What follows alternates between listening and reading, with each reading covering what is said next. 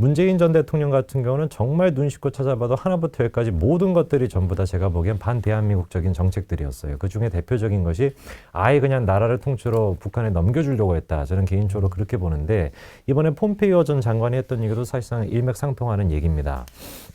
예전에 기억하시는 분들이 계실 수도 있는데 2018년도인가 그때 당시에 뭐 남북 평화를 위해 가지고 대한민국의 그 가수들이 북한에 가가지고 공연을 했던 적이 있어요. 근데 그게 이제 원래 4월 3일인가 이때로 이제 날짜가 정해져 있었다가 갑자기 이제 4월 1일로 김정은이 일방적으로 날짜를 변경한 적이 있었거든요.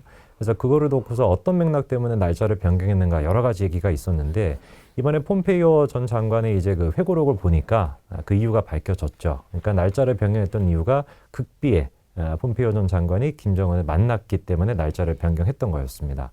그래서 두 사람이 만난 자리에서 여러 가지 뭐 농담도 있었다라고 하는데 뼈 있는 농담을 많이 주고받았다고 해요. 뭐 폼페이오가 김정은한테 뭐 김정은이 먼저 물어봤다고 하죠. 자기 CIA가 자기를 이제 암살하려고 했던 걸 알고 있다라고 하니까 폼페이오가 지금도 노력하고 있다. 뭐 이런 식으로 이렇게 뼈 있는 농담을 주고받았다라고 하는데 사실 뭐 농담보다 훨씬 더 중요한 얘기는 폼페이오가 그때 당시 이제 트럼프의 사실상 거의 뭐 핵심적인 중축이었기 때문에 미국이 당시에 문재인 정권을 어떻게 받는가, 특히나 북한 문제에 대해서 이게 이제 중요한 포인트가 될 건데 이런 얘기가 회고록에 있다라고 해요.